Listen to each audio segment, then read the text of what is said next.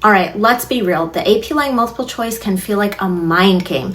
The passages are long, the answers all sound the same, and time flies. But don't worry, I'm going to show you how to approach the passages, read smarter, and avoid the traps that they love to throw at you. Let's make this way less stressful as we review some important reminders before exam day. Hi guys, I'm Sarah. I'm a former high school English teacher with over a decade of classroom experience here to make English uncomplicated. Make sure to hit that subscribe button so you don't miss any of my videos. Timestamps are below in the description for your convenience. Okay, so let's do a quick breakdown of the test format before we get into some more specific tips. Part of being prepared for the exam is knowing how the test is formatted. To start, there are two sections of the exam, the multiple choice section and the essay section. Today, we're going to discuss the multiple choice section. You will have 1 hour to answer 45 multiple choice questions, and this will count for 45% of your exam score. According to the College Board AP Lang website, there will be 23 to 25 reading questions and 20 to 22 writing questions. The reading questions ask students to read and analyze nonfiction texts, and the writing questions ask students to read like a writer and consider revisions to stimulus texts. All right, now that we know what to expect for the format of the test, let's talk tips for the multiple choice section.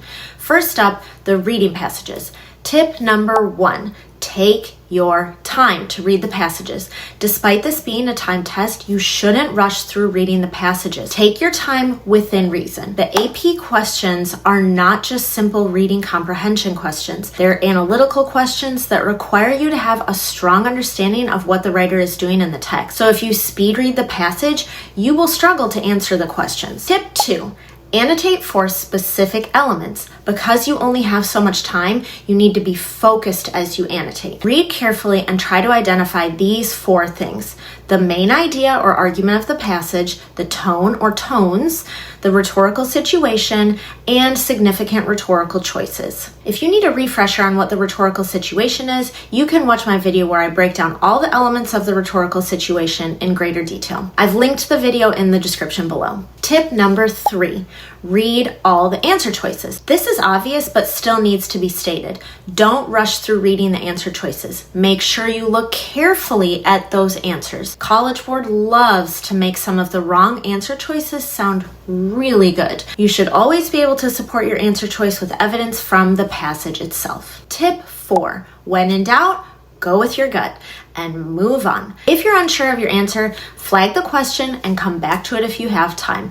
Don't waste your precious time on a question that you may or may not be able to answer correctly. Now that we've gone through all of these tips, let's look at an example from the AP Lang course and exam description together.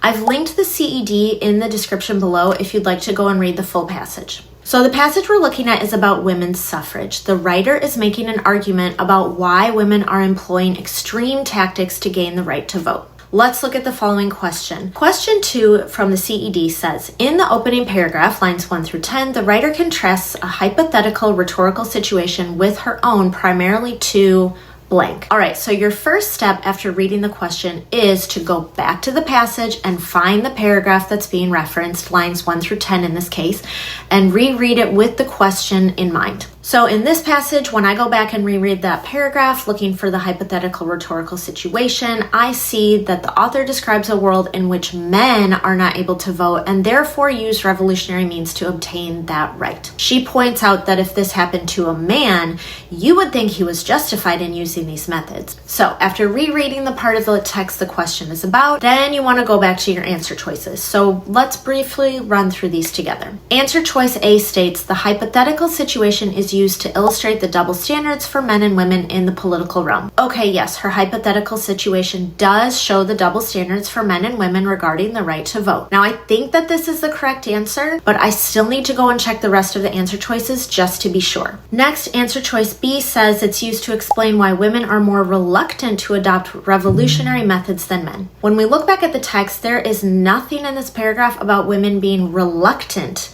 This answer choice is blatantly wrong because of the word reluctant and can therefore be eliminated. Moving on, answer choice C states it's used to emphasize the influence of women on democratic culture in the United States. The hypothetical situation is one in which men are unable to vote. This answer choice is one that sounds right because of the topic of the passage, but this is not what the hypothetical situation is about, and so this answer is therefore wrong. Lastly, let's look at answer choice D. It says that the situation is used to suggest that American women's civil rights have been eroded in the 20th century. All right. Going back to the text, I see that there is absolutely nothing about the erosion of the rights in this paragraph. That word eroded makes the answer choice wrong. Women are trying to gain the right to vote, which has never happened before. So the correct answer is A, as I suspected on my first pass. As you can see, you need to look at some of the specific words that College Board includes in their answer choices because they can be the difference between a correct and incorrect answer. They also like to include topics that are brought up later in the text that might sound right, so make sure that your answer choice is drawing support from the lines being referenced. Okay, moving on to the writing passages. These require a bit of a different approach, so let's break this down into 4 steps to tackle these types of questions. Step 1, quickly read the passage. This is different from the reading. You do not need to read and annotate it in the same way that you would in the previous section, but you do need to read it all the way through. Doing this shouldn't be difficult because the passages are usually shorter and written in modern language that is easy to understand. Step 2, make note of what the main idea or argument of the text is because there are frequently questions about this concept. Step 3, identify what the question is asking you to do. Let me explain this a little bit more. Once you've read the passage, you obviously need to answer the questions, but be careful. These questions can be tricky if you're not paying attention. As you read the questions, make note of what they are asking you to do. It's tempting to choose an answer because it sounds like good writing, but if it doesn't achieve the purpose of the revision that they are asking you about, then that answer choice is wrong, even if it sounds really good. We'll look at an example in a minute. Step 4, answer the question. Once you've identified what you're looking for, you can read the answer choices and select the best answer choice. Let's look at an example together from the AP Lang CED. If we look at question 9, it asks you to revise a sentence to create a transition from the introduction to the main idea. So in order to answer this question, we need to know what the introduction paragraph is about and what the main idea of the passage is, and then we need to figure out how to transition from one idea to the next. In the writing passage they've provided, the introduction is an example of how the United States, using imperial measurements, caused confusion with engineers at NASA. Next, after reading the passage, you can easily see that the argument is that the United States should switch over to the metric system. With that in mind, let's look at the answer choices. As we look at the choices, what I recommend doing is rereading the sentence you are revising that they've provided with the answer choice in place of the original sentence. This allows you to see how all of this works together. Okay, let's look at the specific answer choices. As we read each option, we have to always ask ourselves, is this providing a transition from the introduction to the main idea?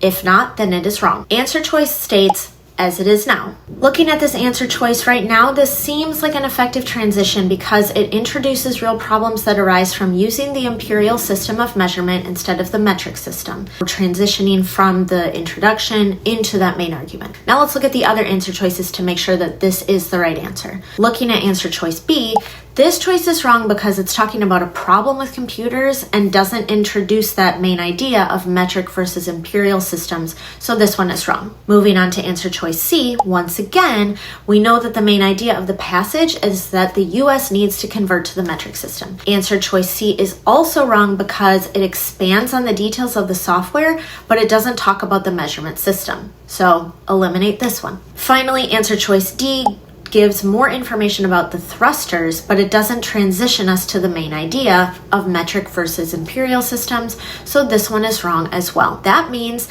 that answer choice A is our correct answer. So this is just one example, but I show you this to remind you to always double check the answer you've selected and refer back to what the question is asking to make sure you're on track. It's really easy to lose sight of what you're supposed to be revising for. Many of these answer choices sound good, but they don't achieve the purpose of the revision that College Board is asking you to do. All right, my last tip for both sections is to always answer every question. Never leave questions unanswered. If you're running out of time, still answer those questions, even if you're just guessing. There are 4 answer choices, so you have a 25% chance of guessing the right answer.